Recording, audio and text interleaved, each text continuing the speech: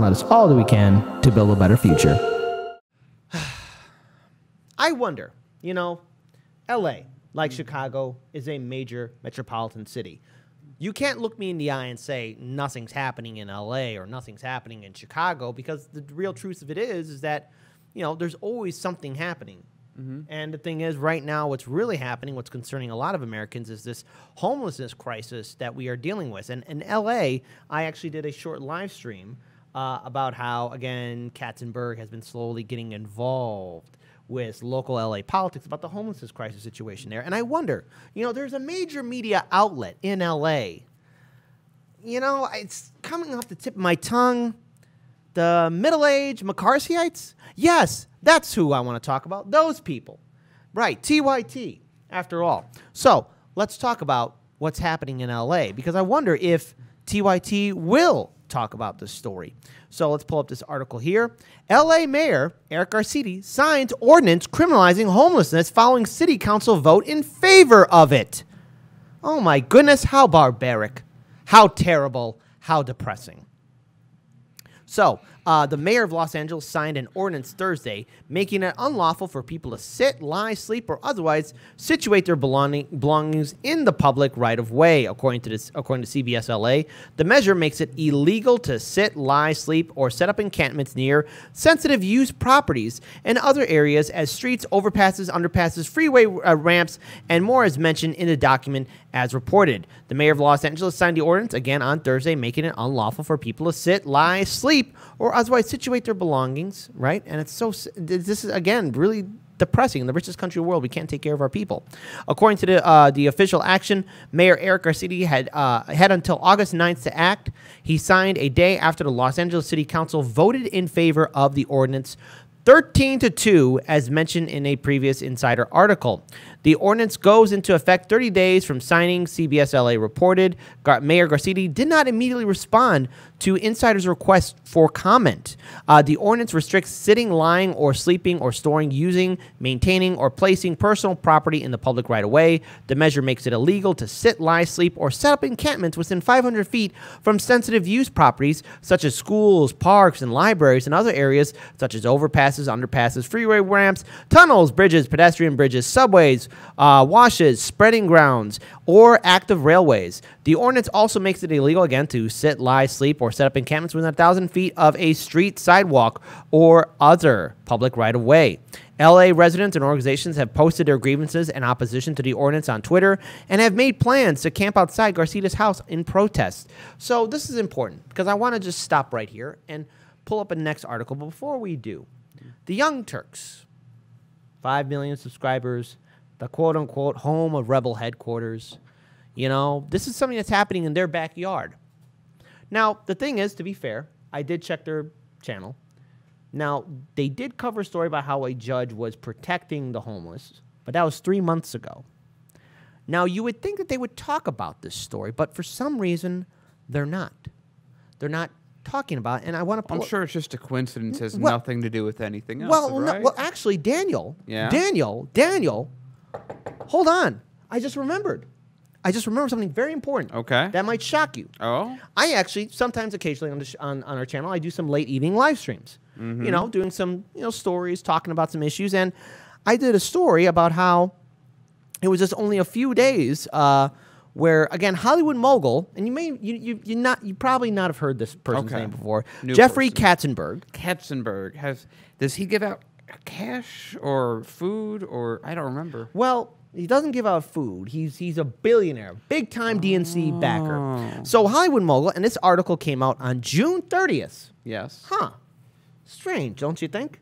June 30th, this article came out, where Jeffrey Katzenberg emerged as a figure in the Los Angeles homelessness debate. Interesting. So, again, as Los Angeles is roiled by a humanitarian crisis on its streets, one of the city's richest residents, Hollywood executive Jeffrey Katzenberg, who gave $20 million, again, who gave $20 million. Oh, I'm sorry. Let me say that again one more time for everyone. Who gave $20 million to the Young Turks. Interesting.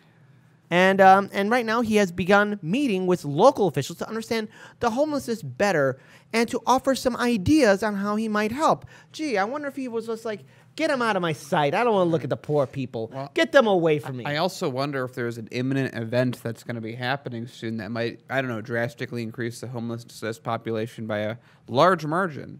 Well, gee, Dan, I'm glad that you mentioned it because, again, there's like at least 30 to 40 million Americans who are at risk of being evicted from their homes, and plus knowing that certain government protections will be evaporating up in the thin air. I think you might be talking about that in a few segments later on in this show. But in recent weeks, Katzenberg has discussed the issue with several members of the Los Angeles City Council. Again, the City Council voted 13 to 2. Isn't it nice that a billionaire can just get in and be like, hey, I'd like to talk to the City Council. And they're like, okay, let's talk. And then we want to talk to the City Council, and they're like, get out. Right, but here's the thing, too. He also spoke to the aides of Mayor Eric Garcetti, who signed that law.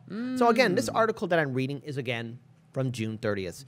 That Yahoo article from today was from July 29th. So, I wonder how much weight Jeffrey Katzenberg put on this story or in this situation, and I wonder if the Young Turks will talk about it because this is again in their backyard. It is their guy that's helping the city out with this, right? Now, see, the thing is, it's partly been a listening tour for Katzenberg, who has deep pockets. Oh, Jank and Anna will definitely confirm for that, and has donated to countless politicians at local, state, and national level.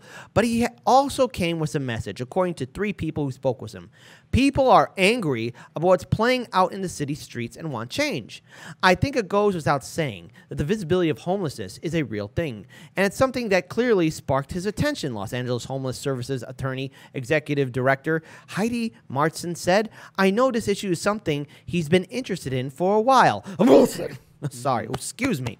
Based on our discussions, but seeing the conditions of the streets is part of the reason I think that he is engaged. So I want everyone to understand that owning a home or even renting an apartment is impossible. Don't even try. Don't do it. It's impossible. There is a mass exodus of small business owners, homeowners, former renters who are leaving California. It's expensive to live in California. And mind you, again, also leading back to Medicare for All, one of the leading causes of homelessness in the United States is medical bankruptcy, medical debt, and on top of that, too, owning an apartment and a home in L.A. is impossible. You got to come from cash, and it's something that's happening nationwide. Maybe his name should be Kashenberg. Well, again, now several Katzenberg's meetings have taken place during the run-up to the city council's recent decision to impose new anti-camping rules, which would allow the city to remove encampments that are near key public facilities such as libraries and homeless shelters once offers of housing have been made. Faze, if you can, as our chief engineer, can you pull up that next tweet, the third link in this article right here? Just want to show this to people. So this is from Twitter. Mayor Eric City has signed the ordinance. Can we click that ordinance link, that blue link right there? All right, so people may not see it. All right, well, let's go and try and zoom in as best we can. But this is a list of the people who voted yes. Those wonderful city council members that was also signed by the mayor of L.A. These are their names. 13 to 2. So can we just go ahead and okay? So yes, a council vote. Yes, Bloomfield. Yes, Saldillo. Yes, Courts. I hope I'm saying their names right. Well, probably not. Yes, Martinez. No, Raymond. Thank you. Well, Raymond. Okay. No for Bonin. Okay, that's 2. Now yes for Delon. Yes for Krikorian. I hope I'm saying that right. Yes for O'Farrell. Yes for Riley Thomas. Yes for Bacino. Yes for everyone but Harris. One. Yeah, no, there were 2 no's. Everyone but 2. There were 2 no's. And then this ordinance was signed by the mayor of L.A. So, TYT, Jank and Anna, this is happening in your backyard. This is not progressive. This is not. I mean, if you read the rest of that article that's in the show notes, I want everyone to understand that, I thought Katzenberg was curious about solving this problem as a philanthropist.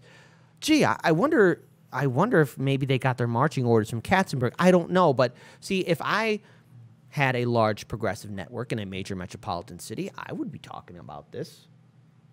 But they're not talking about it at all. Daniel, what do you think? Actually, I want to ask you a question. I had you check out an old way of doing things, and I wanted to hear your thoughts on this. Well, I'm glad that you brought up that awesome conversation that we had just before we started the show. This happened early in the morning. See, again, Daniel and I and the rest of the team, we all do our show notes. We have to double check, triple check to make sure everything's working properly, that our facts will line up, and of course we give our own opinions too. But Daniel said, "Hey, Kit, you should look at these laws that happened in the 1600s in England." And furthermore, apparently these laws in good old England were anti-poverty laws, but it wasn't to stop people from not being homeless. It was to punish people who were poor, to punish people from basically who had nothing.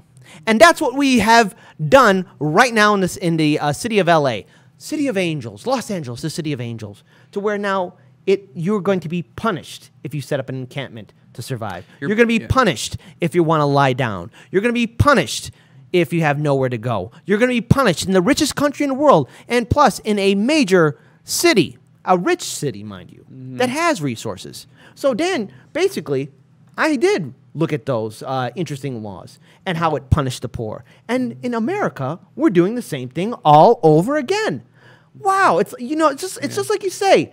History may not repeat itself, but it sure does know how to rhythm and rhyme. And the Young Turks, hey, this is happening in your backyard. Are you going to talk to the city council? Are you going to talk to the mayor? You have 5 million subscribers. This is very heartless with what you're doing. I mean, you would think that they would be the ones leading on this. Is Katzenberg telling you not to talk about this? Because maybe Katzenberg told all those city council people he wanted those poor people off the streets. I mean, I don't know. There's a lot of questions to really bring up. What did Katzenberg really say to the mayor or to the mayor's aides or to the city council members? Daniel. Yeah, so just to remind people, the anti-poverty laws were hundreds of years ago during the colonial period of England. It was illegal to be poor. And if you were found to be poor, you just get arrested and thrown into a work camp, which is not too different from what we're setting up here. If you're setting up an encampment or however they phrase it, you're arrested and thrown into a for-profit prison so that you're working for someone else's profit. And so effectively what happened is it was a bit more all-encompassing in a couple hundred years ago, which I guess is positive, but it really isn't. But the general idea was if you complained about the living conditions in the city and said that you were living in squalor or you needed some assistance, well, you've just admitted to being poor, which is, of course, a crime. It pushed most of the residents that did not have secure housing into the sewers or the prison population.